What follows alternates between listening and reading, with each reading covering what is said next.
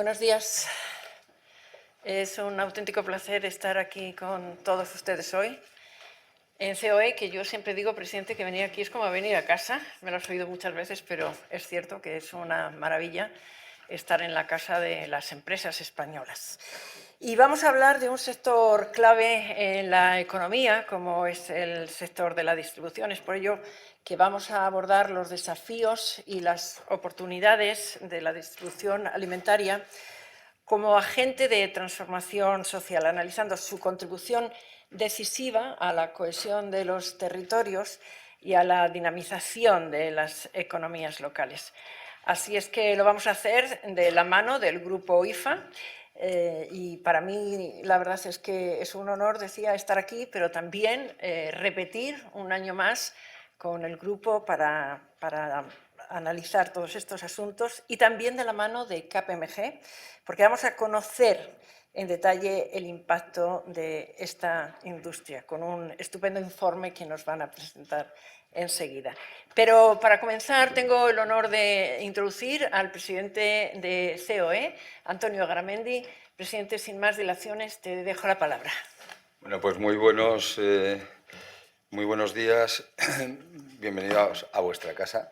Yo creo que ese es el dato importante. Esta es la casa de las grandes, medianas, pequeñas y autónomos, de las empresas, de todos los territorios y de todos los sectores, ¿no? En este caso de la distribución. Yo creo que es importante, hoy cuando me plantearon y me planteasteis, Diego, el que pudiera estar con vosotros un segundo, yo creo que, tenía muy claro que no podía faltar, porque yo creo que hoy es un día donde hay que plantear con mucha claridad que la distribución es fundamental.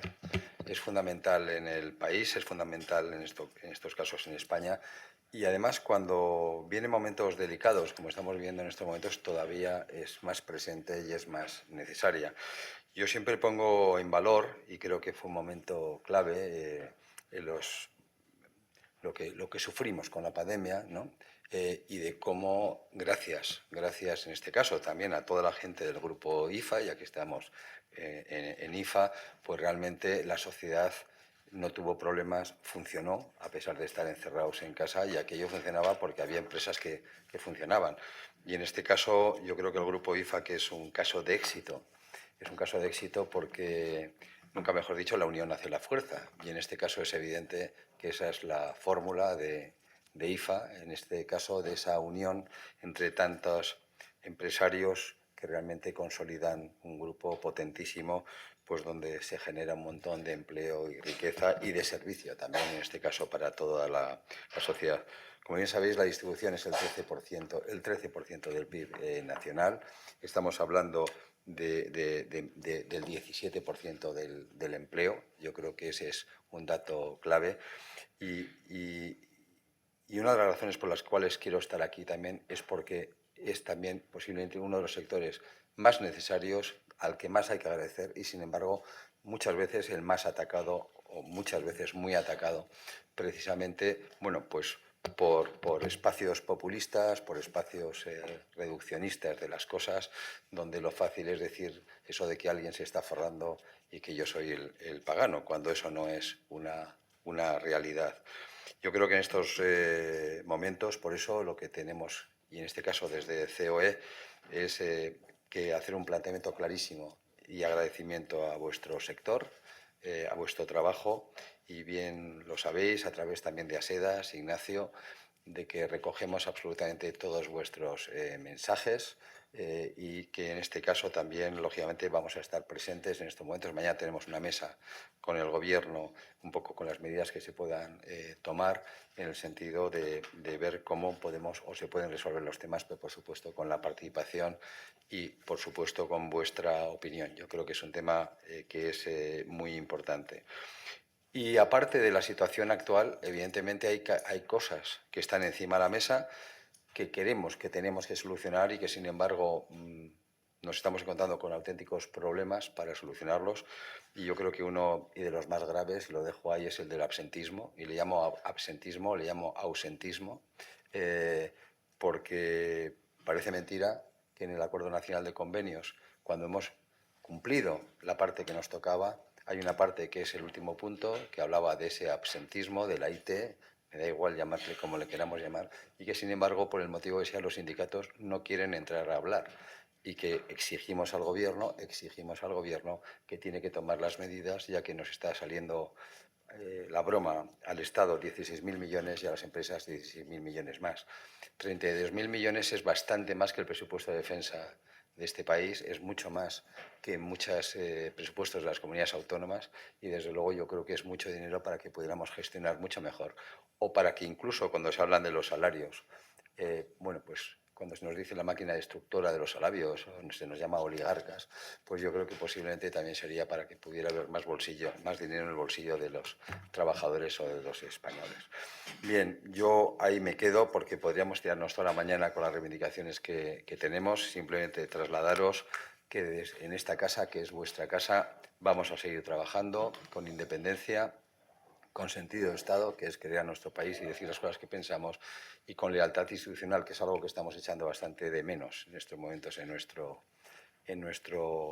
país. Creo que es muy importante la labor de KPMG. Ayer mismo estuve yo en KPMG reunido con su presidente para otros temas, en este caso también, porque es bueno poner el sector, poner los datos, ese informe que vais a presentar y que desde luego es fundamental que la sociedad lo conozca para contar, y siempre se dice en comunicación, Gloria, que tenemos que decir lo que somos para que otros no digan lo que no somos.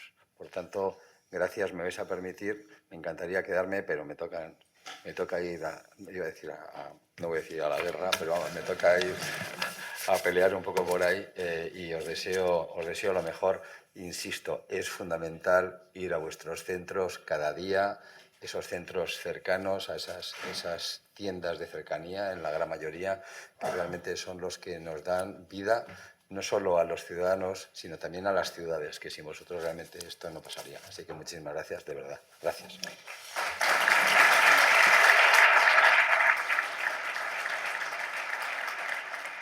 Resiste, presidente, te lo pedimos, te lo suplicamos casi.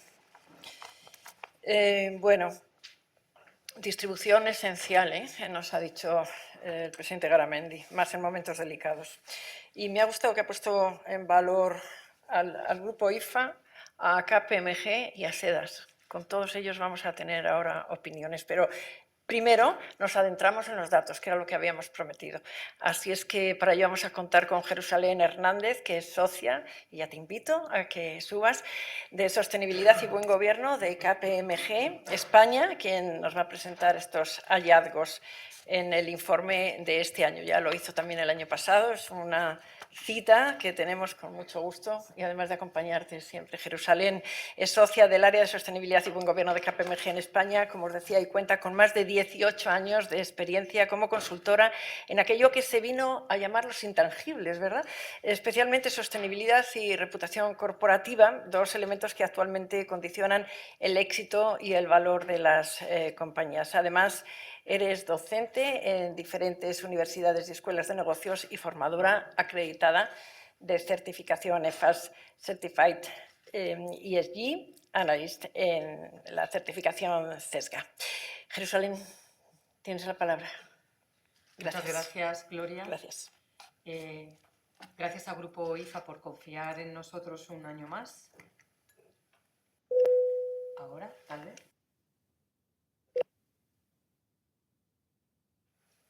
Hola, ahora sí.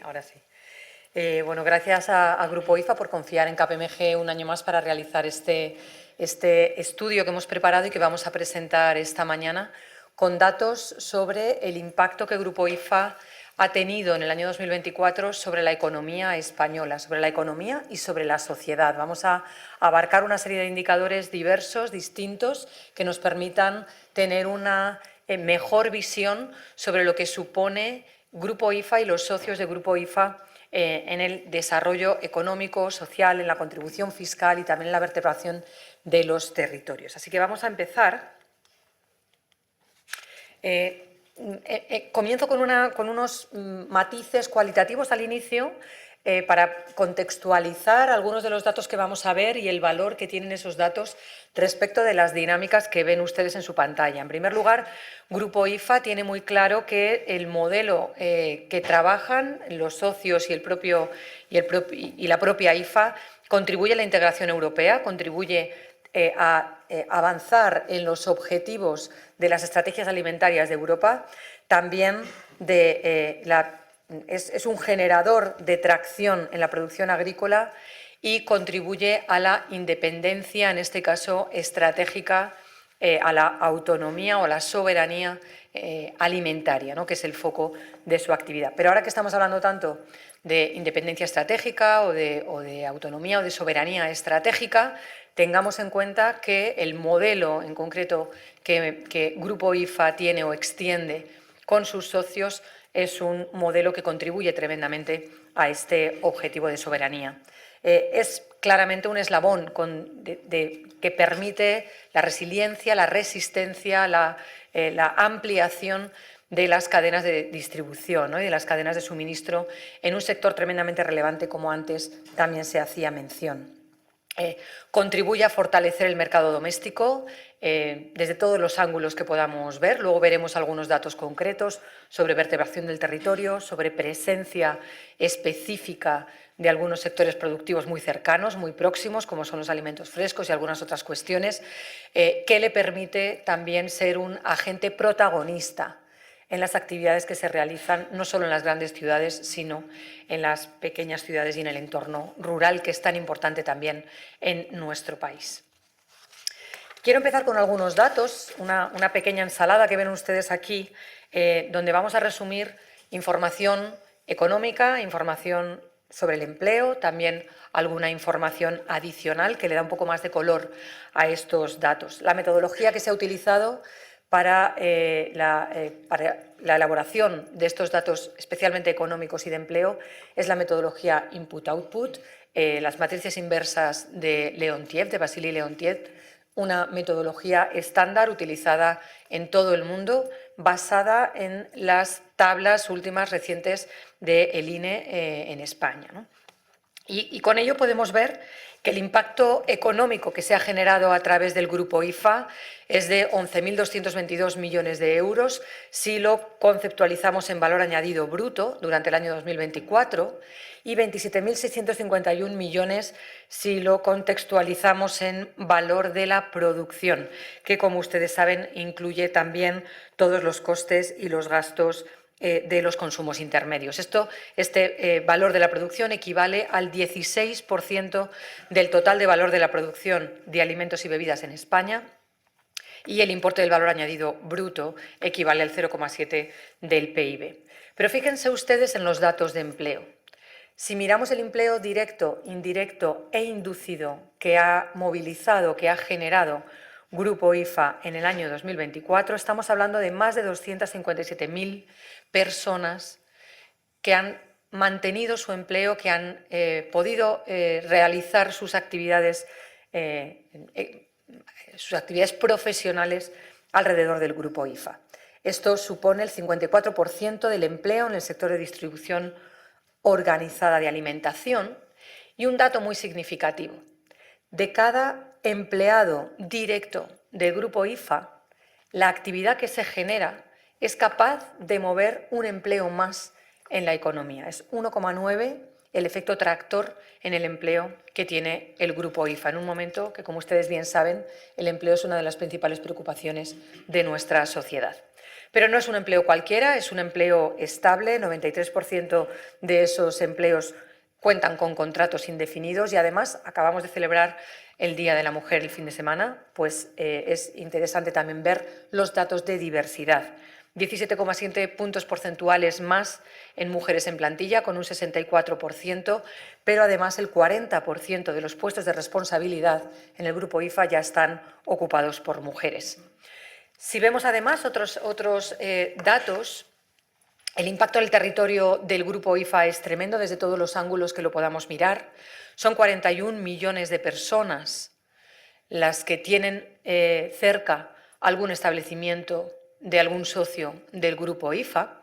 El 85% de la población española que vive en municipios de menos de 10.000 habitantes cuenta con la proximidad de un establecimiento del grupo IFA y el grupo está presente protagonizando el sector de la distribución de retail de alimentación en el 44% de las provincias españolas. 44% de las provincias donde reside el 52% de la población. 1 de cada 4 establecimientos del país pertenece a algún socio del grupo IFA.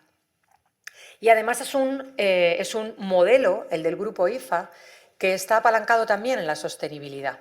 Una sostenibilidad que podemos identificar en distintos indicadores. Aquí hemos señalado algunos por el trabajo responsable que hacen en la gestión del desperdicio alimentario. Por poner un ejemplo, 6.735 toneladas de alimentos se ha evitado que se desperdicien durante el año 2024. Es como medio kilo de alimento por cada persona en riesgo de pobreza o exclusión que tenemos en nuestro país. Pero además, 1 de cada 4 euros del abastecimiento de los socios del Grupo IFA se está realizando en productos frescos, lo que nos da un matiz sobre la apuesta por la alimentación saludable, pero también por los productos de proximidad. Y además se ha reducido el consumo energético en un 13%, que es más o menos, si lo ponemos en términos equivalentes, lo que podría ser el consumo medio anual de una ciudad como Cádiz. Pero vamos a profundizar un poquito en algunos de estos datos. No voy a reiterar los que ya les he mencionado, pero sí quiero poner en valor algunos datos adicionales. Les mencionaba antes los datos de empleo y les ponía especial énfasis por lo que significan para nuestro país. Pues fíjense, estos datos de empleo generado por el grupo IFA, los que genera de manera directa, que son 90.319 empleos, un 9% más respecto del año anterior en el que hicimos esta métrica, coloca a Grupo IFA en el top 3 de los principales empleadores de nuestro país. Un dato tremendamente significativo. Pero además, si nos fijamos en los datos de impuestos, tanto los impuestos pagados por el Grupo IFA como los impuestos que contribuye a recaudar, podemos ver algunos datos también significativos. 2.169 millones de euros en impuestos soportados por el Grupo IFA. Esto equivale a 1 de cada 4 euros que están en los presupuestos del Ministerio de Agricultura, Pesca y Alimentación. Pero además, el Grupo IFA ha contribuido a recaudar más de 1.800 millones de euros en impuestos, que esto sería el equivalente al 100% del PERTE que se estableció en el Plan de Transformación, Recuperación y Resiliencia en agroalimentación. Tanto los primeros 1.000 millones como los 800 millones adicionales generan esta equivalencia que estamos colocando aquí. Como les mencionaba al principio, la actividad del Grupo IFA no solamente es para el propio grupo, esta actividad genera un efecto dinamizador en la economía en diferentes sectores, especialmente y principalmente el sector de alimentación y bebidas, como no podía ser de otra manera, pero también el sector de la construcción de bienes inmuebles, de servicios auxiliares o los sectores de comercio se ven favorecidos, beneficiados por el trabajo y por la actividad económica del Grupo IFA. Déjenme darles un dato significativo que es el efecto tractor sobre la cadena de suministro. Por cada euro de beneficios y salarios correspondientes a la actividad del Grupo IFA se generan 3,2 euros en el resto de sectores económicos. Esto es lo que contribuye IFA a dinamizar la actividad económica en nuestro país. En concreto, en el sector de alimentación y bebidas, el impacto directo e inducido que genera el Grupo IFA equivale al 11% del valor añadido bruto de este sector en toda España. Pero hablábamos al principio, y Antonio Garamendi también lo ha puesto sobre la mesa, de cuál es el valor que el Grupo IFA tiene en la vertebración del territorio, en su presencia en toda la territorialidad de nuestro país. Y ahí, en esta imagen, lo que ustedes pueden ver es cómo Grupo IFA en las principales regiones, comunidades autónomas españolas, es el primer grupo por superficie comercial o el segundo grupo por superficie comercial principalmente, ¿no? En Cataluña tiene el mayor número de establecimientos, son 1.366 establecimientos los que tiene el Grupo IFA en Cataluña. En Andalucía son 847 o en la Comunidad de Madrid 814. Estamos hablando de 6.385 establecimientos, los que tenía el Grupo IFA en 2024. Un 25% de los supermercados o hipermercados que tenemos en nuestro país son del Grupo IFA. Estos son 4,1 millones de metros cuadrados de superficie, que para que se hagan una idea, y ahí tienen una equivalencia, es como 20 veces el centro comercial más importante de España, pero podríamos decir que es como 8 veces el área edificada de IFEMA o más de 3 veces el Parque del Retiro, 520 manzanas de las que tenemos en Madrid Centro o, para que se hagan una idea más fácil, 575 veces un campo de fútbol tradicional, ¿no? Esto es la dimensión de los establecimientos de Grupo IFA. Pero pongo especial atención y llamo ahora mismo a su interés sobre esta página que estamos viendo, porque aquí podemos ver cómo el modelo de Grupo IFA está especialmente orientado a aquellos municipios que son más pequeños, para ser precisamente un modelo de proximidad, un modelo de cercanía y un modelo que contribuya a que todos aquellos que viven en estos territorios de la España rural o de España más de una dimensión menor tengan acceso a supermercados de calidad y a productos alimentarios de calidad, porque así es como está configurado el modelo. Fíjense, la proporción del número de establecimientos del Grupo IFA y de los competidores según el tamaño de los municipios, el 50% de esos municipios más pequeños es donde están la mitad de las tiendas son de Grupo IFA. En esos municipios más pequeños, de menos de 500 personas, de 500 habitantes, el 51% de los establecimientos que tienen estos municipios son de Grupo IFA. En ciudades medianas hay una tienda de Grupo IFA por cada 4 de los competidores. Y en los municipios más pequeños hay tantas tiendas de Grupo IFA como del resto de competidores juntos. Esto es un signo de cómo se establece este modelo con una apuesta serena, pero también confiada en la proximidad y en la cercanía. De todos los establecimientos de Grupo IFA, 1 de cada 3 están precisamente ubicados en estas poblaciones de menos de 10.000 habitantes. Decía antes, y vamos acercándonos al final de la presentación, que también es un modelo basado en la sostenibilidad. Vamos a ver algunos indicadores al respecto. El primero de ellos tiene que ver con la contribución a la reducción del desperdicio alimentario. Esto además forma parte de una regulación europea que, como ustedes bien saben, ya se publicó en el Diario Oficial de la Unión Europea y también en nuestro boletín español en 2025.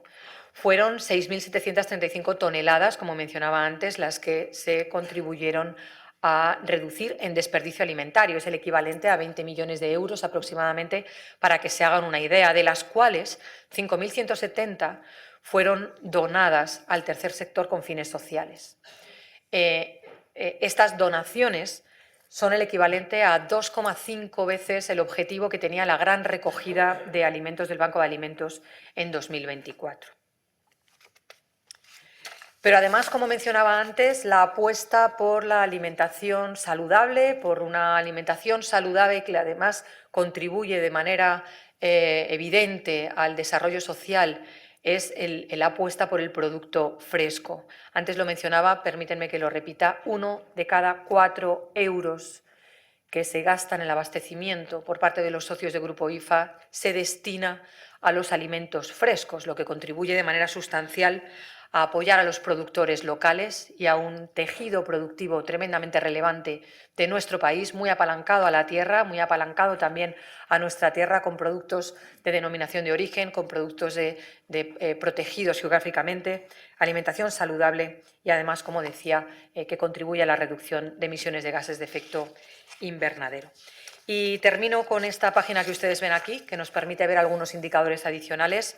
Antes mencionaba la estabilidad en el empleo, mencionaba también los criterios de diversidad, pero además es una contribución que forma a sus profesionales. Cada profesional de media ha recibido 8 horas de formación, que es el equivalente a estudiar 104 carreras universitarias entre todos los profesionales que forman parte del grupo IFA. Se ha contribuido a reducir el consumo energético en un 13%, pero eso también a través de un 33% de energía consumida de fuentes renovables, lo que ha contribuido a reducir los gases de efecto invernadero en el equivalente a 400.000 viajes en coche de punta a punta de nuestro país. Esto es lo que hemos conseguido reducir en este año. Y además, con un 9% de reducción del consumo de agua respecto del año anterior, que como ustedes bien saben, el estrés hídrico también es un factor tremendamente relevante en cuanto a los impactos climáticos en nuestro país.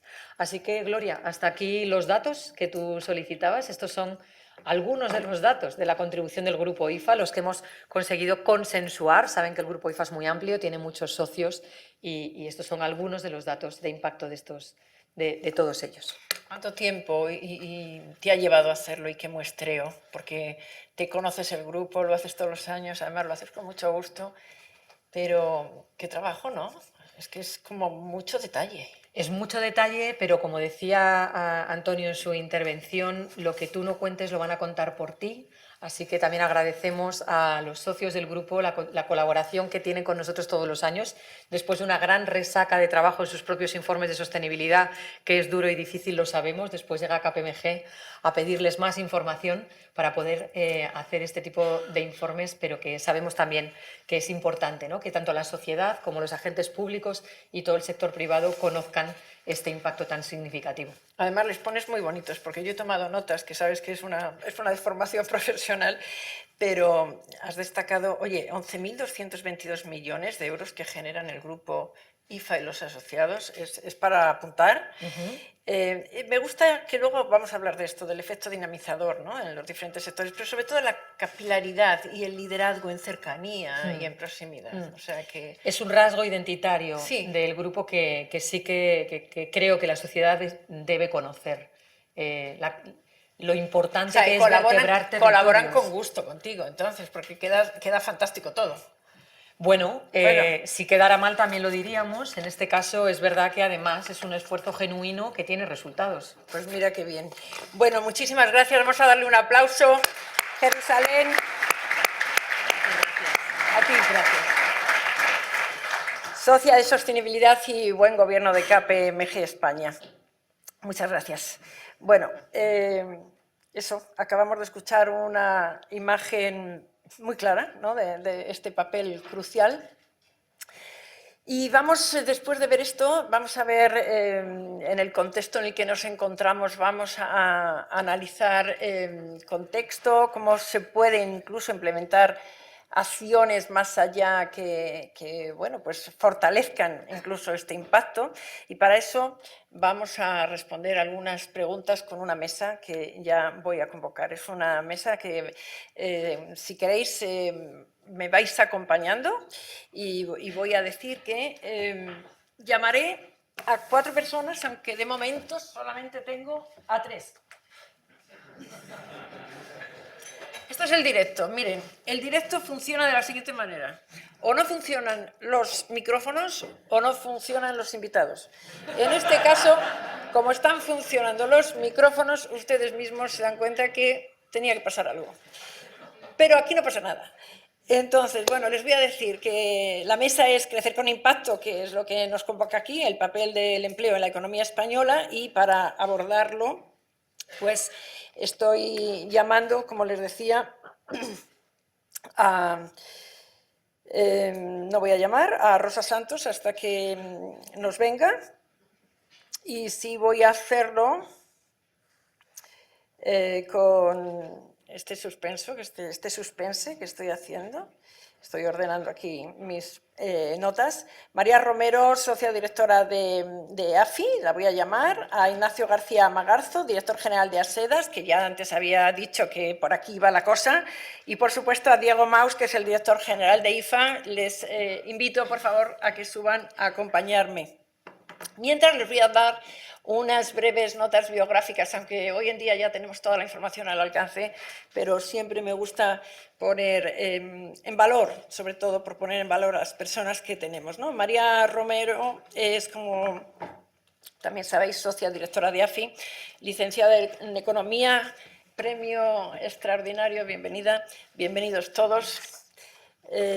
Premio extraordinario, fin de carrera, máster en banca y finanzas. Ha desarrollado la totalidad de su carrera profesional en AFI, donde ha formado parte de diferentes áreas. Comenzó su trayectoria en AFI, como les decía, en 2007 en el área de banca y seguros, especializándose en el seguimiento del mercado hipotecario español desde el año 2009. Es la responsable del análisis del sector inmobiliario español en AFI. En el 2011 pasó a formar parte del área de análisis económico y de mercados, ocupándose del seguimiento de la coyuntura de la economía española. Imagínense, en el 2011 ocupándose de la coyuntura española, a ella no le da miedo nada. En su última etapa ha formado parte del área de economía aplicada, donde sus principales responsabilidades se han centrado en la dirección y coordinación de proyectos como el análisis del mercado de trabajo y el sistema de pensiones. Casi que lo voy a dejar aquí, porque si sigo hablando de ti, la evaluación de políticas públicas, el análisis de la situación económica de las comunidades autónomas, aquí lo dejo, pero tendría más.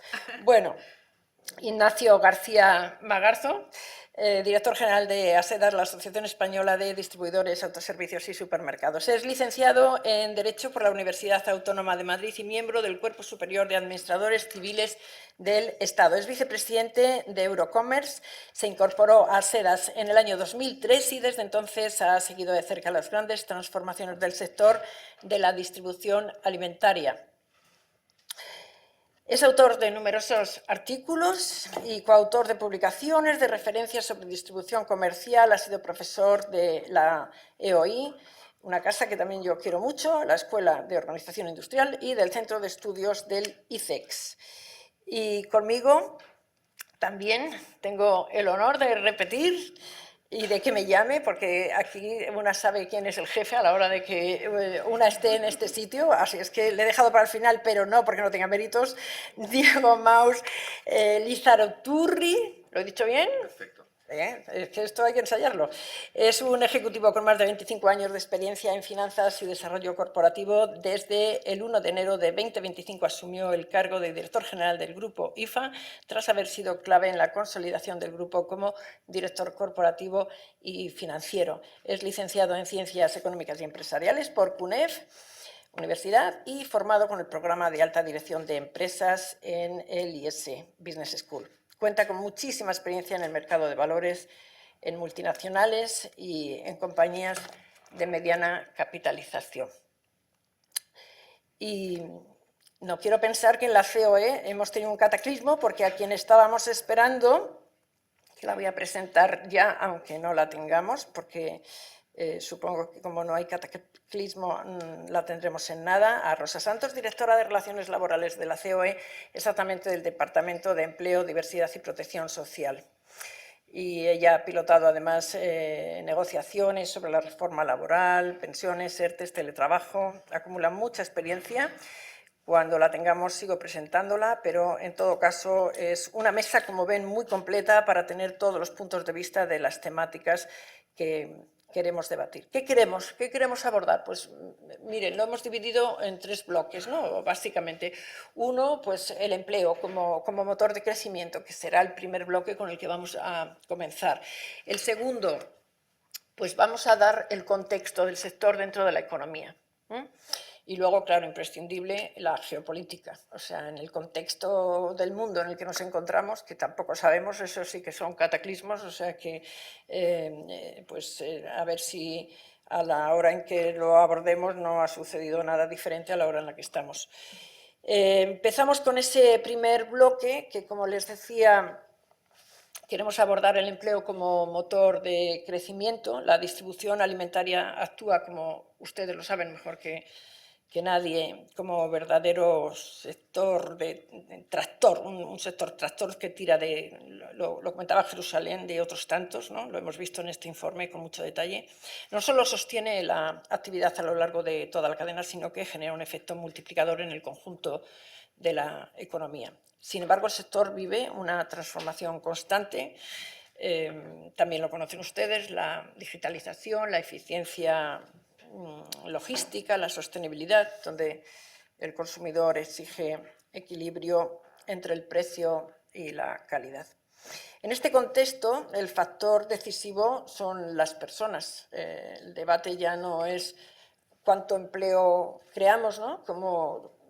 Sino cómo aseguramos el talento, ¿no? la cualificación y la productividad necesarios para sostener la competitividad y la inversión a medio plazo.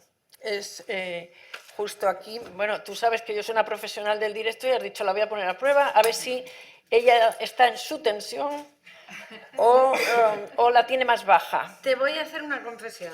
Estaba en la sala de al lado y no me encontraban, pero llevo ahí desde las 9. No te digo más. Esto es tal cual os lo digo, pero como pues te he llamado. El acumulo de cuestiones es tanto, que entiendo que ahora hablaremos sobre ello, pues necesitaba estudiar un momento y no me encontraban. Y yo que te voy a dar un respiro, porque te voy a terminar de presentar, estaba con el primer bloque, has llegado a tiempo, pero despéjame una duda, ningún cataclismo desde hace media hora. Ninguno, pero todo es probable. Y sobre todo, todos son acumulativos, ¿no? Todos son acumulativos. Todos son acumulativos. Nuestra comprensión total.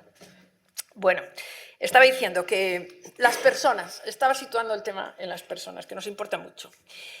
Y es justo aquí donde entra la realidad del mercado para sostener esta apuesta por el talento y la productividad que acabamos de describir. El entorno macroeconómico es determinante y el escenario actual se ha vuelto mucho más exigente con la volatilidad geopolítica y energética. Bueno, voy a dar unos detalles, aunque los había dado, pues yo sabía que ibas a venir, porque como le hemos puesto mensajes por tierra, mar y aire, sabía que la iban a encontrar, pero voy a completar unos datos más, porque tiene mucho mérito. Rosa Santos, como decía, directora de Relaciones Laborales de COE, del Departamento de Empleo, Diversidad y Protección Social de COE. Les decía antes que ha pilotado negociaciones muy relevantes con el Gobierno y los sindicatos en defensa y en representación de la COE y de las empresas españolas, como la reforma laboral, las pensiones, los ERTE, el teletrabajo, la ley Riders, y también me quedo aquí porque si no, no abordaríamos nada más. Acumulas mucha experiencia en los ámbitos de derecho del trabajo, la concertación social, la dirección de distintos organismos. Ella comenzó su carrera en Aragón con diferentes responsabilidades y también voy a enumerar muy poquito.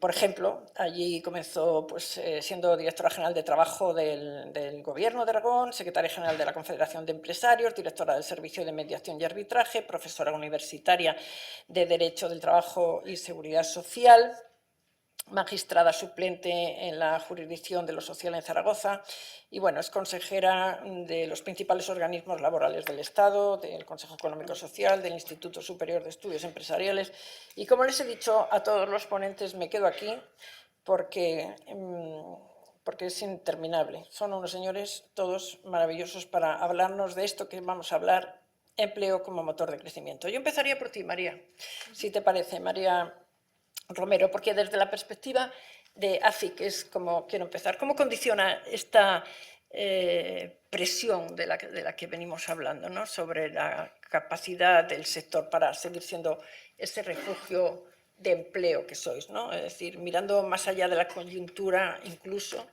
si pensamos, es la demografía y la necesidad de flujos migratorios el verdadero reto estructural que para garantizar lo que estamos diciendo, el consumo, el crecimiento, bueno, a nivel nacional, ¿no?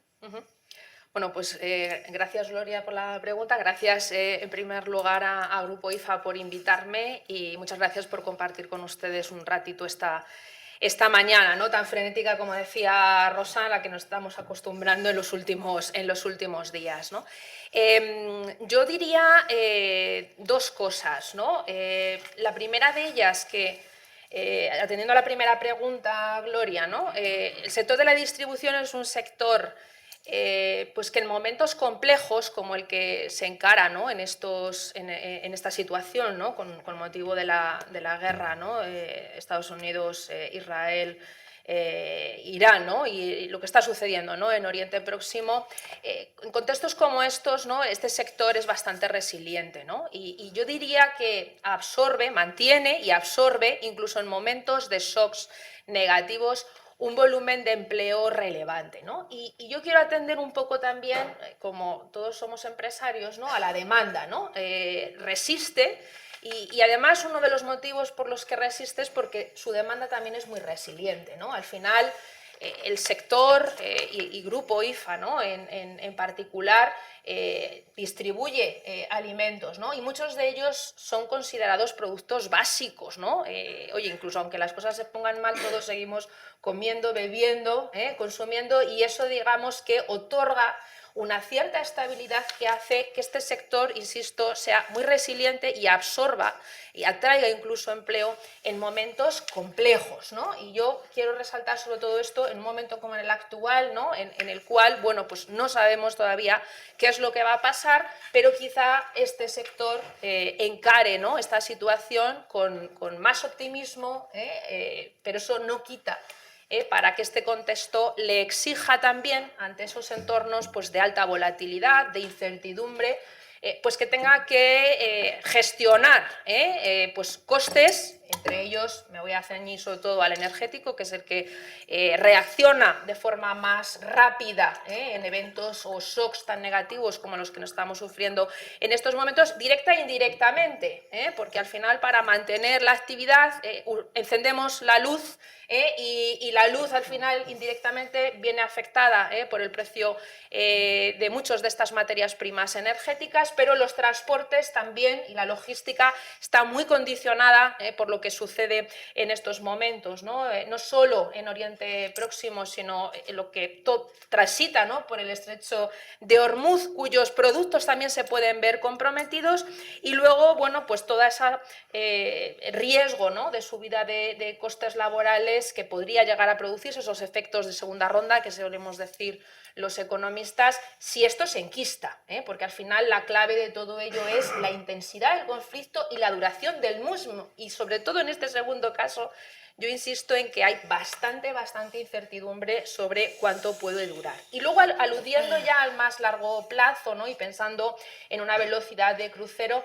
tú lo mencionabas, ¿no? Gloria, la demografía es clave, ¿no? En estos momentos, desde el punto de vista de coyuntura y desde el punto de vista de los pilares que sustentan el crecimiento de la economía española, el consumo es uno de ellos, y el consumo ahora mismo se divide en dos efectos, ¿no? ¿Cuántos consumidores hay? Y ahí los flujos migratorios son clave. Y dos, ¿cuánto estamos dispuestos a gastar de más en bienes y en servicios cada uno de los consumidores? Como digo, estas dos variables sustentan el crecimiento. Si nos cargamos alguna de ellas y ahora mismo el conflicto puede atentar sobre las dos, cuidado, porque se nos desaparece, ¿no? una parte relevante, ¿no? La incertidumbre tampoco es buena consejera de viaje o buena compañera para la inversión, y ahí el sector también es clave, ¿no? Puede posponer muchas decisiones, y cuidado con esto porque es otro de los pilares del crecimiento a corto plazo. Y a largo plazo aludiría sobre todo a la aportación que hace también la demografía en un contexto en el que la población española está abocada, ¿no? hacia esa longevidad, y aquí Rosa me acuerdo mucho de José Antonio Herce, ¿no? con quien tú y yo hemos trabajado, esa población envejecida, esa menor disponibilidad de factor trabajo para bueno, pues, solventar, ¿no? o para reforzar unos pilares de crecimiento que en estos momentos apuntan hacia la moderación razonablemente, desde más del 2 hacia cotas del 1,8, 1,7. Si nos cargamos ese pilar, pues nos cargamos también el crecimiento. Gracias, María y Rosa, casi por alusiones. Voy a ti. ¿Respiras? Bueno, es que desde COE tenéis una visión muy completa de la economía, ¿no? Y sabéis que este sector es un engranaje vital para todo el tejido productivo. Por eso yo te querría preguntar si desde vuestra posición, ¿no? ¿Qué palancas y frenos consideráis claves para avanzar en calidad del empleo y la productividad del sector? Tienes que apagar, ya sabes. Pues no he apagado antes, ¿eh? Pues Y no hay manera. Yo soy así, ¿eh? Venga, pues haz lo que quieras.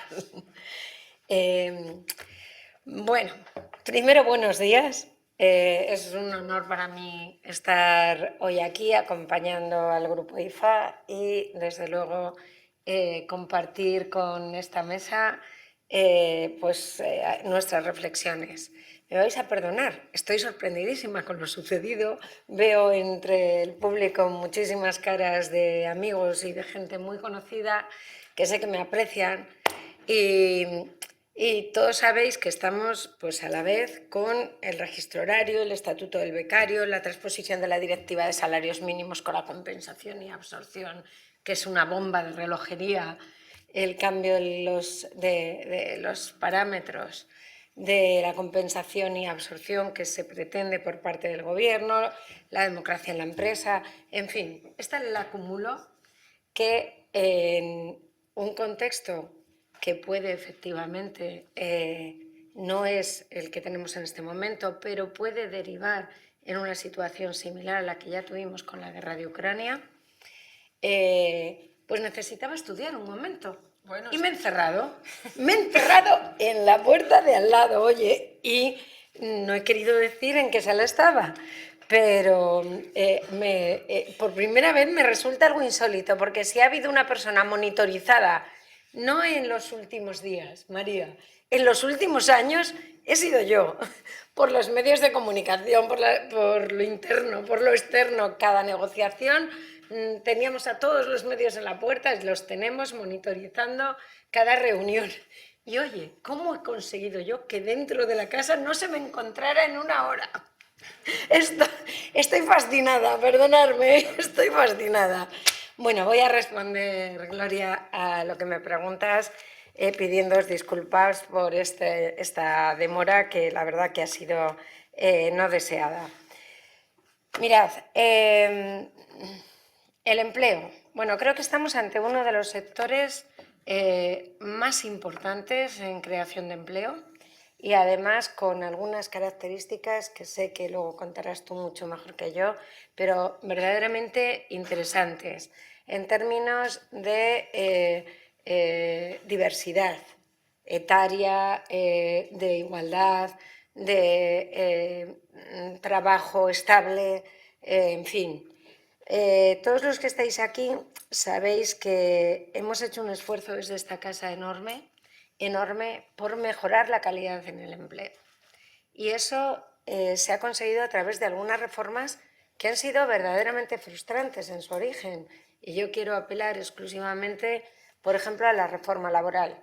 La ley Rider sería otro ejemplo evidente de cómo desde COE se ha tratado de impulsar un cambio en una tendencia que había y que estaba pues muy dentro de nuestro mercado laboral con una patología, aquella contratación temporal casi permanente e ir derivando a un modelo de contratación pues más estable que permitiera que la gente joven se sintiera pues con mayor confianza, con mayores garantías de futuro. En definitiva, hemos impulsado un cambio cultural muy importante. ¿Pero qué es clave para mantener el empleo? Que es tu pregunta, Gloria. Pues clave para mantener el empleo es la confianza. Y para mantener la confianza, pues ¿qué es clave? Pues la seguridad jurídica.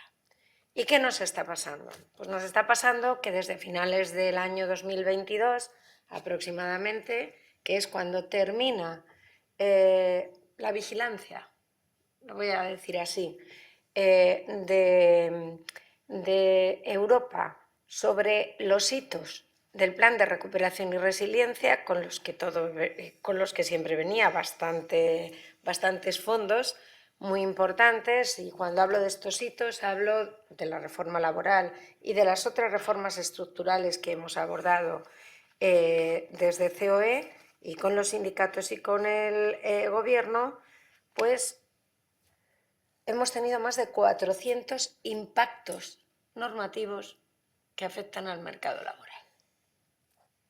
Más de 400 impactos normativos que impactan en el mercado laboral. 67 cambios en el Estatuto de los Trabajadores, todos sin trámite de concertación social y en ocasiones hasta sin consulta. Oye, artículo 37, un artículo nada importante del Estatuto de los Trabajadores, no voy a hablar en términos técnicos para que todos me entendáis, es el que habla de los permisos. Entre septiembre del 22 y diciembre del 24, el artículo 37 ha cambiado 13 veces. 13 veces. ¿Qué nos pasa? Pues nos pasa que esta inseguridad jurídica está provocando una incertidumbre insólita que está frenando las inversiones y que está derivando en dos consecuencias que desde mi punto de vista son importantísimas. Una, la limitación permanente del poder de organización y dirección de las empresas, porque entre estos impactos normativos lo que ha sucedido es que han cambiado instituciones nucleares en el derecho laboral, desde el contenido mínimo de los convenios hasta la propia estructura de los mismos, todo esto sin ningún tipo de concertación, o la extensión de las nulidades de los despidos, en fin, un montón de cosas importantísimas que están afectando al poder de organización y dirección de las empresas y muy particularmente a la negociación colectiva. Y la negociación colectiva es el marco de estructura donde, que ya lo dice la Constitución, y también el Estatuto de los Trabajadores, donde fijamos las condiciones laborales de los trabajadores. Y esta injerencia permanente del Gobierno, lo que está... He dicho del Gobierno. Sí, sí. Esta injerencia permanente del Gobierno en la negociación colectiva lo que está haciendo es generar incertidumbre, imposibilitar que modernicemos la negociación colectiva al tiempo que se requiere en función del contexto. Fijaros el contexto que estamos viviendo, lógicamente la negociación colectiva es un marco de adaptabilidad permanente de las condiciones laborales y, por lo tanto, importantísimo para la competitividad y la productividad de las empresas y, desde luego, muy importante también para los propios trabajadores. Pero esta injerencia constante en la negociación colectiva y esta incertidumbre acerca del marco laboral lo que está haciendo en la práctica es frenar el empleo.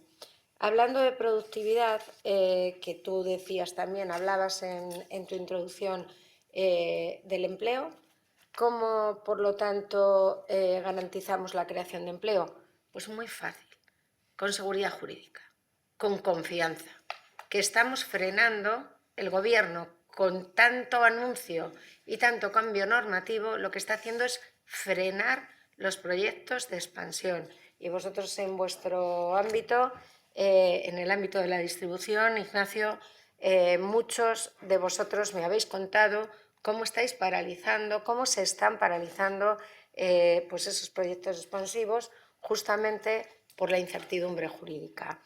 Y cuando hablamos de productividad, pues hablamos de tres cosas que son muy sencillitas. El I+D+I, lógicamente, el número de horas trabajadas, que luego abordaremos. Estamos en 31 horas trabajadas, lo dice la EPA, no lo digo yo.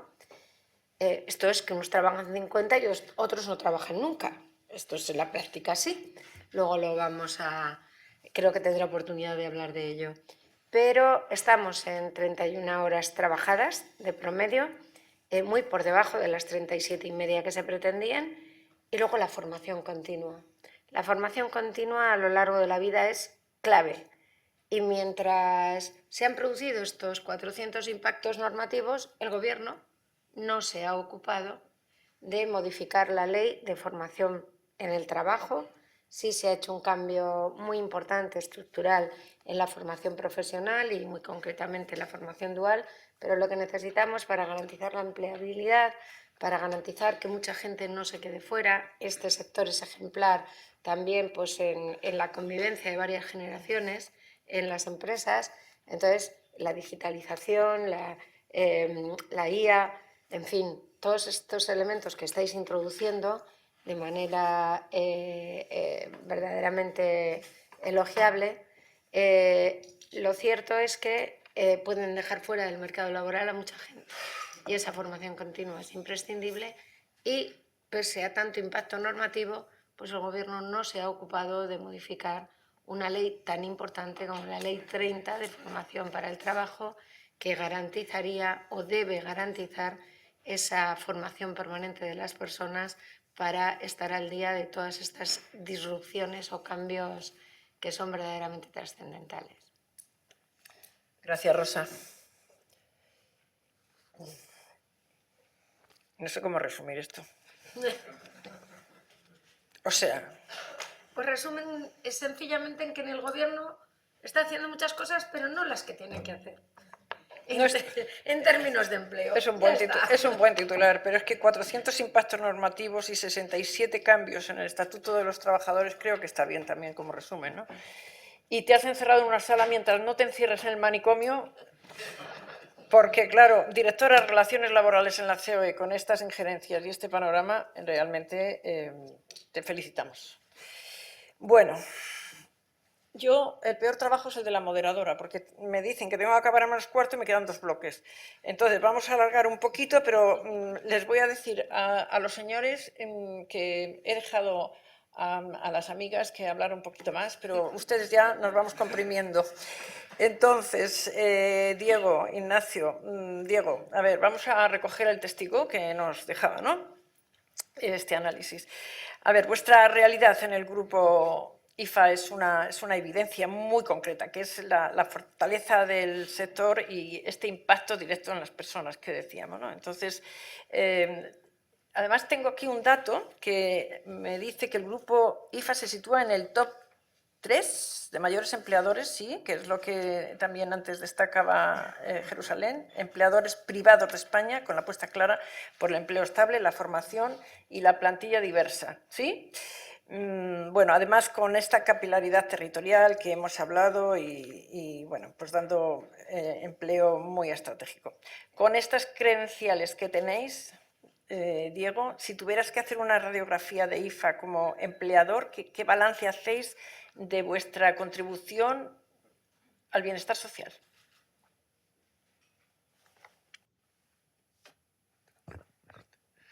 Fenomenal, pues muy buenos días a todos. Primero también darles las gracias a todos los que nos acompañan hoy, a Jerusalén y a todo su equipo por haber podido trabajar en el informe, a la mesa de ponentes, a ti Gloria por tu cintura para llevarnos a todos y a ti Rosa por haber aparecido al final, aunque te hayas escondido bastante bien. La actividad del grupo IFA tiene claramente, y lo hemos visto en la presentación, tiene un impacto muy relevante desde el punto de vista económico y social, no solo desde un punto de vista de las magnitudes, cuando vemos magnitudes principales en España, sino también por la capilaridad y las implicaciones que tiene a nivel local. Y como bien comentabais, siendo capaces de generar pues, algo más de 90.000 empleos y situándonos como el tercer empleador a nivel nacional, ¿no? Para nosotros y para mí en concreto, el valor absoluto, el número de 90.000 empleos es relevante, pero lo que es todavía más relevante son las características de ese empleo, ¿no? El que sea un empleo estable y de calidad es para nosotros un elemento fundamental diferenciador. Aproximadamente el 93% de todos los contratos que se firman en las empresas del grupo IFA son contratos indefinidos. Y también como segunda característica es el peso tanto de las mujeres como de los jóvenes en la estructura del empleo, el que sea, digamos, una puerta de entrada para los jóvenes y que también desde un punto de vista del equilibrio y la diversidad también podamos ser un ejemplo, ¿no? Como hemos podido ver en los informes, algo más del 60% de todos los empleos están siendo ocupados actualmente en el grupo por mujeres. Es una tendencia que vemos además ya transversal en todas las áreas de operación de la compañía Y lo que es todavía más importante lo vemos también en las áreas de toma de decisiones. Las digamos, directivas están creciendo de manera significativa en nuestro grupo y aproximadamente el 40% de las personas que toman decisiones en nuestras compañías son ya mujeres. Y si comentamos sobre la posibilidad de tener una puerta abierta al empleo, pues aproximadamente el 22% de todos los empleos que generamos están siendo actualmente completados por personas de menos de 30 años. Si añadimos estas características a la capilaridad del empleo, por la propia estructura de nuestras operaciones, esa capilaridad local en la que somos capaces de generar un empleo y riqueza en áreas de baja densidad de población y en áreas rurales, siendo capaces de fijar empleo y riqueza.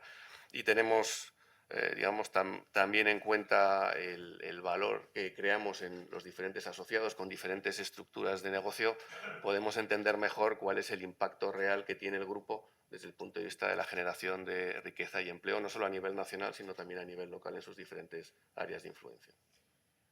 Muchas gracias. Gracias, Diego. Ignacio, bueno, tras las palabras que hemos escuchado a Diego, es más que evidente que el sector de la distribución, los supermercados, está en constante evolución, ha cambiado radicalmente, ¿no?, en la última década.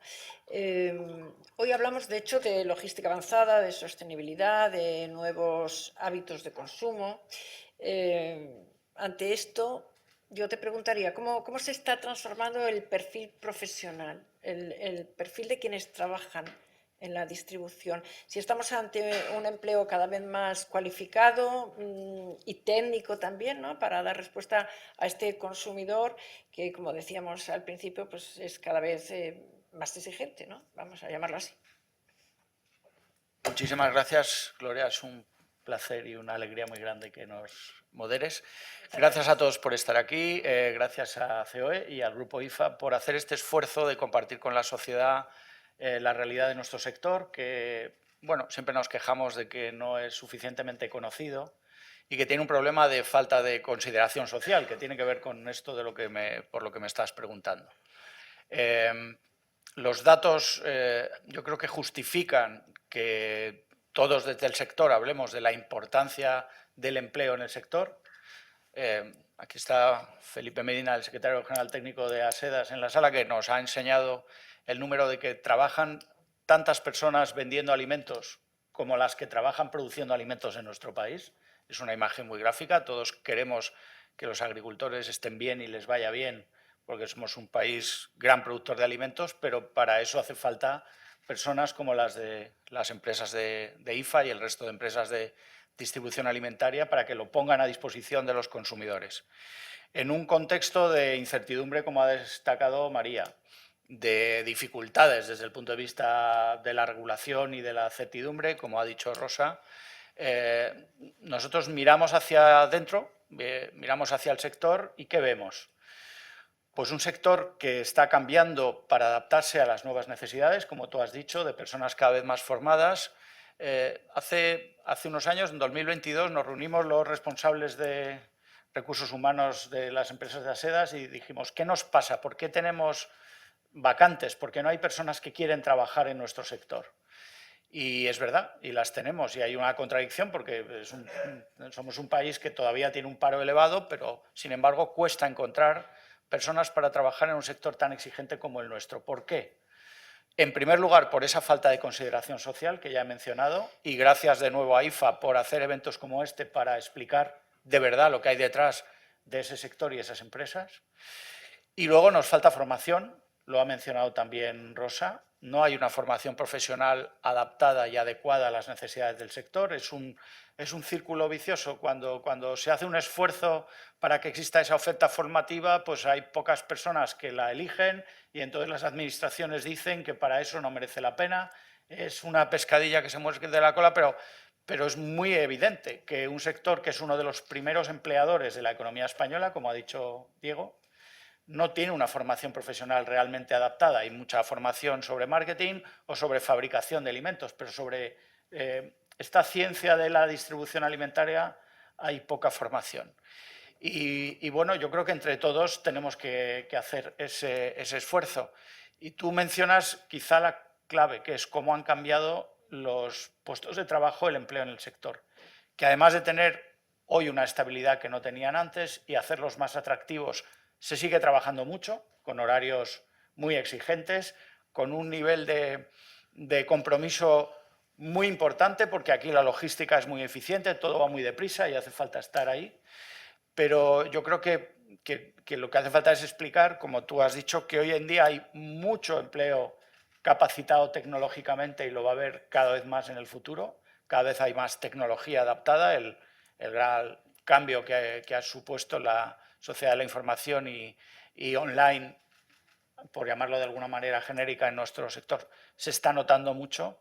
Y luego una gran variedad de demandas en cuanto a logística, a transporte, a conocimiento de la información que se genera en las tiendas.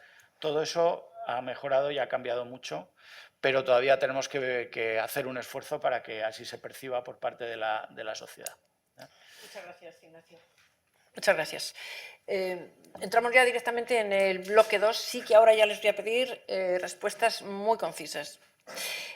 Yo voy a dirigirme a Diego directamente porque ese 20% de cuota os convierte en uno de los principales escaparates del país, ¿no? Entonces, teniendo en cuenta esta capilaridad de la que estamos hablando y la filosofía que tenéis de gestión, ¿de qué manera este modelo vuestro garantiza la visibilidad de los fabricantes y de algún modo también cómo se materializa ese apoyo constante para que la industria encuentre en vuestros lineales el espacio necesario para crecer e innovar, Diego? Pues es cierto que tenemos un modelo de negocio que es diferencial, que es distintivo en el mercado, con un ADN común que está siendo capaz de competir con otros, digamos, modelos de negocio con surtido corto. Pero en nuestro caso, el ADN común, hablamos siempre de 3 factores principales: la proximidad, el fresco y el producto local como una manera de atraer al cliente, y también la amplitud del surtido, donde, como tú bien dices, la marca de fabricante juega un papel fundamental a la hora de poder atraer clientes y diferenciarnos de la competencia. Porque tenga alguna cifra, aproximadamente el 78% de todo lo que vendemos actualmente en nuestros lineales es marca de fabricante, y es ahí donde hemos obtenido una cuota de mercado del 20%, ligeramente superior al 20%, creciendo de manera sostenida en los últimos años y ampliando el diferencial con, digamos, los segundos y terceros operadores en marca de fabricante de manera también decisiva. Somos el principal o la principal compañía en marca de fabricante. A la hora de crecer y de diferenciarnos, somos muy conscientes que la manera para nosotros de ser capaces de generar valor para el cliente es en la marca de fabricante, y ahí trabajamos con 2 objetivos fundamentales. El primer objetivo es potenciar la innovación. Hay que ser capaces de diferenciar los productos, de que el cliente perciba mayor valor en la marca de fabricante, y ahí nosotros estamos trabajando con los fabricantes para ser capaces de empujar la innovación en nuestros lineales de la manera más eficaz posible. El año pasado lanzamos 86 productos en nuestros asociados, y con un objetivo muy claro, a pesar de que somos un grupo más complejo, de ser eficaces en el lanzamiento. Y esto significa ser más rápidos en los lanzamientos, y tenemos un estándar entre 1 y 2 meses desde el alta para que esos productos estén en el lineal, y generando la máxima adhesión posible entre nuestros asociados, con un estándar de buscar adhesiones siempre superiores al 75% en todos los lanzamientos. Además de la innovación, es fundamental la actividad promocional, y ahí nosotros también estamos trabajando con los fabricantes en ser capaces de que el diferencial de precios entre marca de distribución y marca fabricante también se acorte, y se acorte de manera sensible, ¿no? El 26% de todo lo que se vende en España en marca fabricante se vende en actividad promocional. Y además sabemos, por lo que nos dicen los clientes, que el 44% de los clientes cambian de enseña en función de las promociones que se producen en las diferentes tiendas, ¿no? Con lo cual, ser capaces de ir de la mano de los fabricantes en actividad promocional, bajando los precios y los gaps, es fundamental para que seamos capaces de crecer en marca de fabricante y que paremos de alguna manera lo que a nosotros nos interesa, y es un objetivo común con todos ellos, que es parar la marca de distribución y crecer en marca de fabricante. Vamos a seguir en ese camino porque, como he dicho, sabemos que la manera de competir es a través de la marca fabricante en nuestro caso, y lo vamos a hacer a través de la analítica de datos, o de compartir con los fabricantes los datos de ventas de todos nuestros asociados. Tenemos un proyecto de valorización del dato donde tenemos un objetivo muy claro, que es poner los datos al servicio del crecimiento de las categorías, trabajar mano a mano con los fabricantes, identificar oportunidades, establecer planes de acción y además corregir esos planes de acción de manera común con un único dato que podamos compartir en la mesa, ¿no? Es un programa que hemos lanzado comercialmente pues, en este primer trimestre, ya estamos trabajando con algún fabricante y además confío en que tengamos una muy buena acogida porque estar dentro del programa es evidentemente la manera de seguir trabajando con IFA en crecer en marca de fabricante y en desarrollar esas categorías. Gracias, Diego. María, estas características que nos decía Diego, la capilaridad que tú consideras que es una ventaja precisamente ante esta incertidumbre global, para que este ecosistema siga funcionando, ¿cuáles son esas palancas clave que tú consideras, ¿no? En términos de eficiencia energética, de logística, de financiación, ¿no? que deben de activar las empresas para blindar su resiliencia, que estamos hablando mucho de resiliencia? Pues por atender a las tres cosas, ¿no? Y ser rápida, ¿no? Eficiencia energética, lo has comentado tú. ¿Eso en qué se traduce? Autoconsumo, celebración de contratos energéticos estables, sobre todo en un momento como el actual, se pone de manifiesto que son claves, ¿no?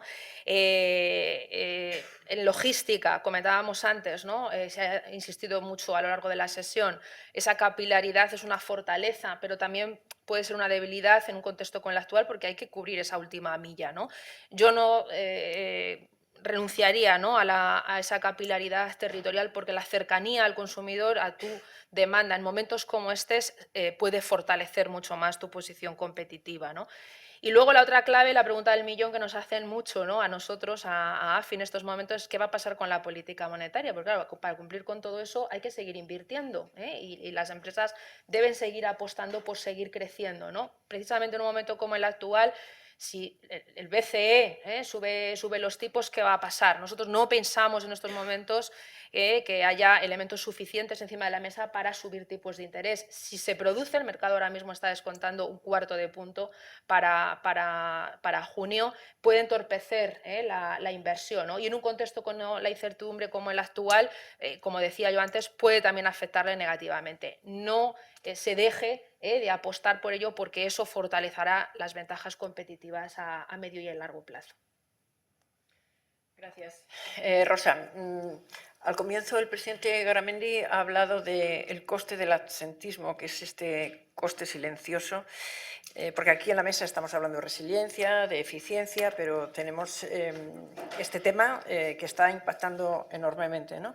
En la cuenta de resultados de las empresas. ¿Hasta qué punto el absentismo se ha convertido en un lastre ya estructural para la competitividad de la economía, Rosa? Pues yo creo que estamos ante el elefante en la habitación. Es sin duda el problema más grave que tienen ahora las empresas y es un problema en términos de salud, es un problema en términos económicos, hablamos de 33.000 millones de euros, la mitad los pagamos las empresas, la otra mitad lo paga el INS. Y hablamos de un problema organizativo de gran envergadura. No sé, Diego, cuánta gente, y Ignacio, cuánta gente os falta trabajar en cada una de vuestras empresas de distribución cada día, pero estamos hablando de que 1.700.000 personas no van a trabajar cada día.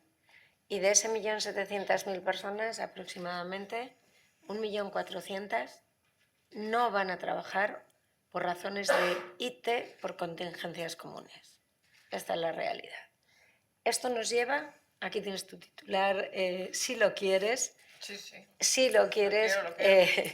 querida Gloria, a que España es el país con mayor índice de incidencia de la IT por contingencias comunes del mundo.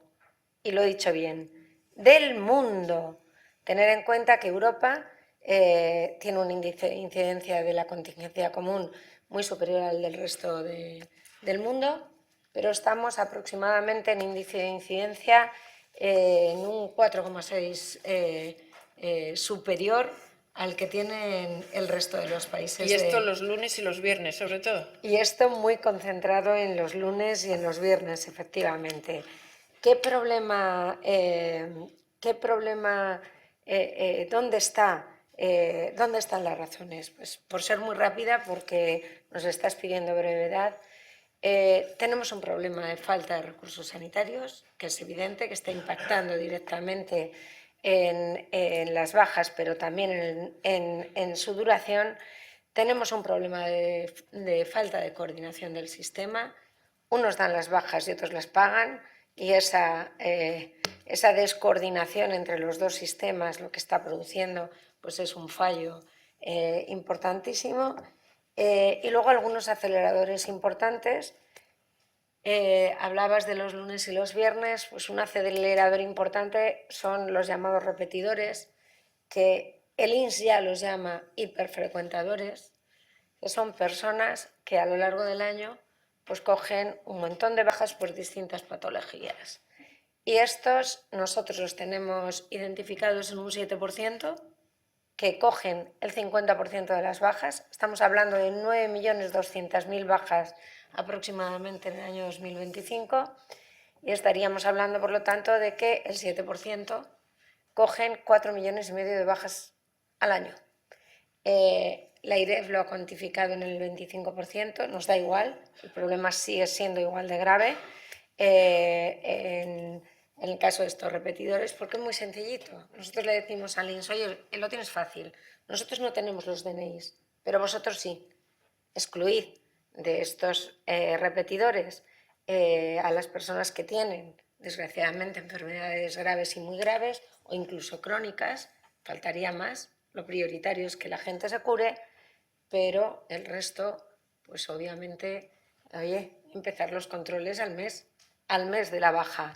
Y luego otro acelerador importante que ya nos concierne a todos, que son los complementos por IT que tenemos en los convenios colectivos, que lógicamente están actuando en este contexto de falta de recursos sanitarios, que te citan para una prueba médica dentro de 3 meses y que a lo mejor en esos 3 meses puedes trabajar. Pues estos complementos de IT en los convenios, que los tenemos incorporados desde hace 30 y 40 años, pues están actuando como elementos disuasorios para ir a trabajar. Bueno, pues vamos con el tercer bloque, que se lo voy a dejar solamente a Ignacio, si te parece.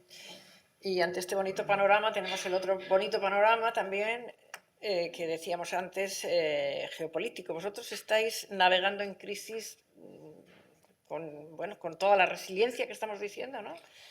Desde el 2008, la pandemia, las danas, en fin, las inflacionistas, Ucrania. Pero mi pregunta de verdad que es muy concreta. Si esta resiliencia va a ser suficiente para afrontar el presente panorama geopolítico, que tampoco estamos diciendo es una incertidumbre, no sabemos ni lo que va a durar, no sé si lo sabe quién lo ha convocado siquiera, pero desde luego es muy complejo. Bueno, pues no hay problema, porque si finalmente lo que está ocurriendo en el estrecho de Hormuz se transforma en una crisis, que no lo sabemos, tiene toda la pinta, será, como tú dices, la crisis número 12 que afronta el sector de la distribución alimentaria desde el año 2008. Porque, bueno, es un sector que por su propia capilaridad y su presencia en el territorio pues le afectan todas las crisis. Y hemos vivido de todo tipo, económicas, de costes, climáticas, sanitarias. El primer rasgo que tú has destacado y que por suerte hoy ya conoce todo el mundo es la resiliencia, la capacidad de adaptarse a estas circunstancias, y eso se debe a la flexibilidad de empresas y trabajadores que en los momentos más difíciles ya lo han demostrado.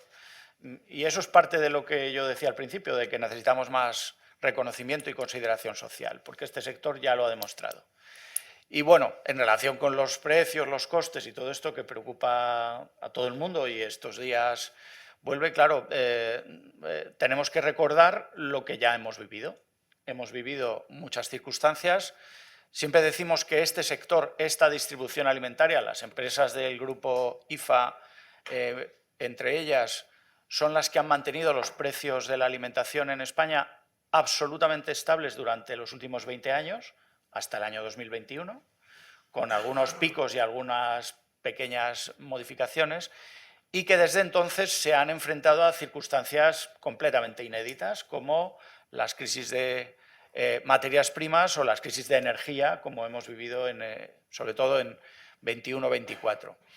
Si eso vuelve a ocurrir, desgraciadamente, pues el sector volverá a actuar de la misma forma, con una gran responsabilidad y, sobre todo, aprovechando lo mejor que tenemos, que es la diversidad que representa, por ejemplo, IFA, en términos de competencia. La capacidad de elegir que tienen los consumidores españoles en España, que no tienen otros consumidores europeos, la capacidad de cambiar de establecimiento, pues Diego hablaba de estrategias comerciales que van dirigidas a eso, a hacer que el consumidor venga y prefiera un establecimiento frente a otro, es la mejor garantía de que los precios se forman de una forma eficiente. Y, por tanto, bueno, pues no es que nos gusten las crisis, pero estamos preparados porque tenemos ya acreditada una capacidad de responder a las mismas. Hombre, lo que pasa es que necesitamos ayuda, esto no lo podemos hacer solos y hay muchas circunstancias que no dependen del sector, ni de los fabricantes ni de los distribuidores. Y tenemos que reclamar, pues una vez más, como ha hecho Rosa, menor coste de regulación, certidumbre, seguridad jurídica, apoyo fiscal, porque se vuelve a hablar del IVA. Ayer y hoy se ha hablado del IVA, claro, si es que es verdad, si es que hay impuestos al consumo que incrementan extraordinariamente la recaudación pública cuando suben los precios. Entonces, eso pues lo que hay que hacer es devolver ese dinero a la sociedad en términos de confianza y de capacidad de compra. Si todo eso funciona como ha funcionado en las crisis anteriores, pues yo creo que el sector volverá a dar un ejemplo y podemos pedir a la sociedad que confíe en él. Qué bien, qué bonitas palabras casi para terminar, porque, a ver, suprimo algunas intervenciones de este bloque, estoy mirando que no se nos vaya nadie, por favor, pero tampoco podemos abusar de los presentes. Así es que os doy la palabra solo si me garantizáis que habláis cada uno de vosotros como mucho un minuto, y ya es mucho, es muchísimo, porque tenemos un pequeño cierre institucional, ¿sí? Pues empezaría por las mujeres, María, y luego Rosa, por ejemplo. Dadme un cierre, pero, o sea, un pequeñísimo resumen, y si lo haces en 30, mejor. Bueno, yo diría desde el punto de vista macro, ¿no?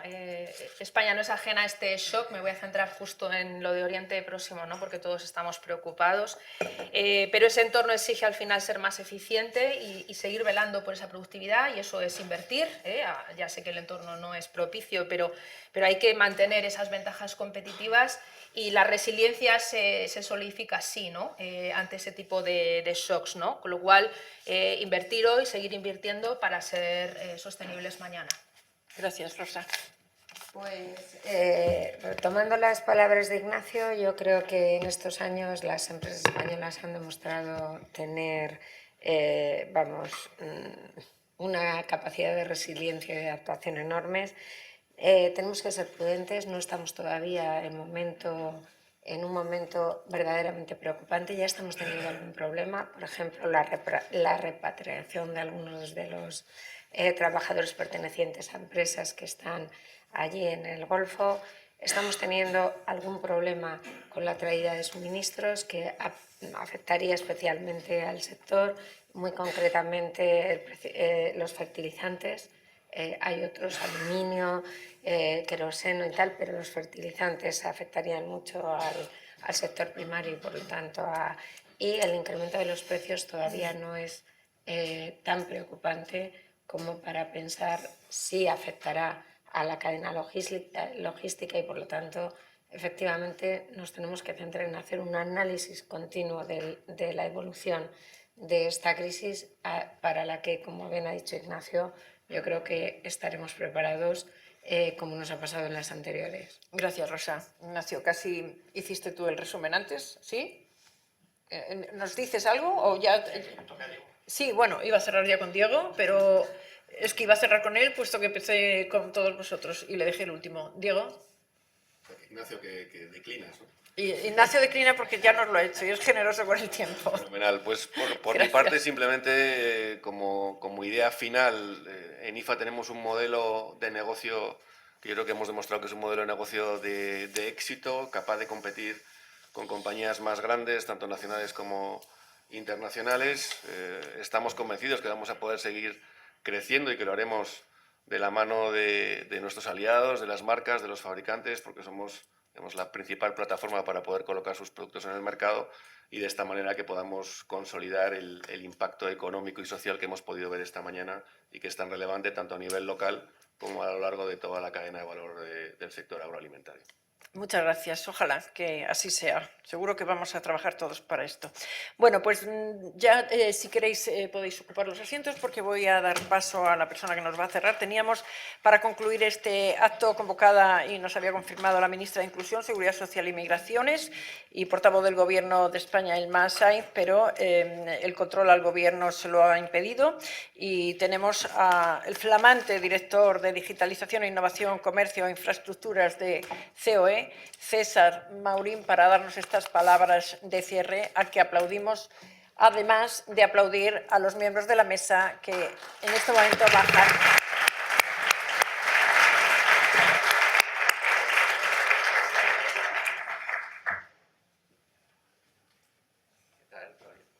Muy bien. ¿Me pongo aquí? Aquí, aquí. Donde tú me digas. En el centro. Fenomenal. Bueno, pues después de la definición de flamante, pues ya no sé qué decir, Lore. Trataré de estar a la altura. Gracias por aclarar que no soy la ministra y...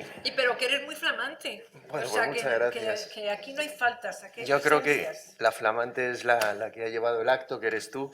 Pero bueno, voy a tratar de dar un cierre, sobre todo, pues breve. Cortito. Breve, sí, efectivamente. Sé que eres inflexible con los tiempos y voy a tratar de ser breve. Bueno, en primer lugar, quiero pedir disculpas porque me he incorporado tarde a esta interesantísima jornada, pero parece ser que todos hemos decidido hacer todo en el mes de marzo. Y entonces vengo de otro sitio y bueno, la agenda es tremenda. Y en segundo lugar, quisiera felicitar a Grupo IFA porque el título de la jornada no puede ser más acertado. Proximidad que transforma. Magnífico. Y además, las tres claves: territorio, empleo y cohesión social desde la distribución. Creo que no puede ser más acertado y voy a empezar también poniendo en valor al sector. Sé que se ha hecho a lo largo de la jornada de hoy, pero es un sector que ha estado llevando bienes y servicios de primera necesidad en todos los desastres que nos han acontecido en los últimos años, desde el COVID-19, la Dana, el volcán, el apagón. Es decir, ¿qué más puede pasar? Esperemos que nada más, ¿no? Pero ahí ha estado, desde luego, el sector. Un sector que además ha servido de colchón a las familias, porque ese incremento que ha habido de costes que todos hemos percibido, en parte ha sido absorbido por el sector comercio, por el sector de la distribución. No se ha trasladado el total de esos costes a las familias. Pero además es un sector que tiene un impacto socioeconómico clarísimo. Lo ha dicho el presidente al principio y se habrá dicho a lo largo de la jornada. Oye, el 13% del Producto Interior Bruto español da empleo a casi 3 millones de personas, que es el 17% del empleo en España. Pero además tiene un componente muy importante, que es el componente de cohesión territorial, de evitar esa España vaciada, ¿no? Entonces nos estamos encontrando con un sector profesionalizado, eficiente, con una apuesta clara por la tecnología. Eso permite que seamos una de las cadenas de distribución más eficientes, seguras y modernas de Europa. Y eso permite que todos tengamos en nuestra mesa pues, unos productos donde se puede ver su trazabilidad, productos de calidad, productos donde se garantiza la frescura. Y además, con ese compromiso de sostenibilidad. Ese compromiso con la reducción del desperdicio alimentario y, por supuesto, contando con los proveedores locales. También yo creo que se ha comentado a lo largo de la jornada y he escuchado también a Ignacio decir alguna de las cosas y a la representante que ha hecho el análisis económico. Y es verdad, ¿qué es lo que está afectando ahora al sector? Bueno, pues claramente un un entorno geopolítico muy complejo, muy convulso, muy cambiante, que puede provocar pues, estos incrementos de costes, estos problemas con los suministros, con el transporte. Evidentemente eso afecta a todos los sectores, pero uno de los sectores más afectados, desde luego, es este. Pero también, y afecta también a todos los sectores, nos encontramos con una enorme sobreregulación que afecta muchísimo a este sector. Siempre lo dice el presidente de la Comisión de Competitividad, Comercio y Consumo, Ricard Cabedo. Para abrir un comercio en España necesitas cumplir con más de 3.000 normas de todos los niveles, ¿no? Europea, nacional, de comunidades autónomas, locales. Es una barbaridad. Ahora mismo en Europa tenemos vigentes más de 34.000 normas.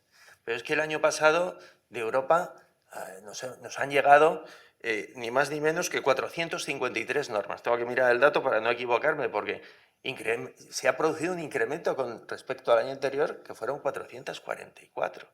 Solo en España, de todas las administraciones, el año pasado hubo 958 normas. Estamos hablando de 3,8 normas nuevas cada día, que todos debemos saber que los comercios deben cumplir. Yo creo que es una locura.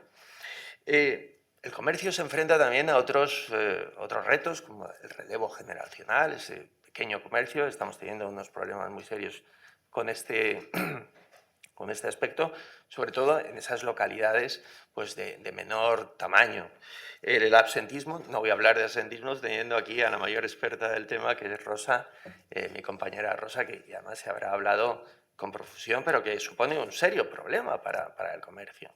Los datos ya los han dado y son verdaderamente alarmantes. Y luego hay que tener en cuenta pues esas 17 más 2 normativas que tenemos en España, cada una distinta de la otra. Antes de que me mire mal Gloria, voy a terminar simplemente dando 2 pinceladas y un anuncio, que son los 2 últimos temas que hemos abordado o que se han conseguido en cierta medida con las acciones que hemos llevado a cabo desde la Comisión de Competitividad, Comercio y Consumo de COE, la famosa C4, donde el Grupo IFA es un miembro destacado, por supuesto. Y quiero comentarlas solo para terminar. El Real Decreto Ley por el que se garantizaba la accesibilidad equitativa a bienes y servicios en situaciones de emergencia era algo que preocupaba muchísimo al sector, ese posible tope de los precios de determinados bienes y servicios. Hemos conseguido que ese Real Decreto no haya sido convalidado en el Congreso. Hemos conseguido entre todos, no la C4, no yo, no, pero entre todos haciendo pues esa presión o trasladando, mejor dicho, estos argumentos a los grupos políticos que lo han entendido perfectamente. Y por último, el apartado el tema de hurto multireincidente. Es un aspecto que venimos tratando en la C4 desde hace muchos años. Se ha avanzado durante estos años muchísimo con modificaciones de la ley de enjuiciamiento criminal, con la reforma del Código Penal, pero no se acababa de solucionar. Y ha sido tal nuestra insistencia que desde luego trasladando todos estos argumentos a los grupos políticos hemos conseguido que exista una proposición de ley orgánica de modificación del Código Penal en materia de multirreincidencia en los delitos de hurto y estafa. Quiero leerlo exactamente el título, que ha sido aprobada por el Congreso de los Diputados y que se encuentra ahora mismo en el Senado en fase de enmiendas. Y después de estos 2 temas ya un último anuncio, que es el del encuentro de la C4, que es un punto de encuentro para todo el comercio, que celebraremos nuestro 6º encuentro de comercio COE C4 el 29 de abril en Toledo y que espero que, por supuesto, esté el Grupo IFA y que contamos con todos vosotros. Pues muchas gracias. Qué buen plan, ¿eh? Para terminar. Nos apuntamos la fecha. Bueno, muchas gracias. Hemos tomado buena nota. Nos vamos con algunos deberes, pero también con mucho futuro y con mucha ilusión para seguir trabajando. Y ahora lo vamos a poder seguir hablando con un café al que estáis todos invitados. Gracias por habernos acompañado esta mañana. Muchas gracias.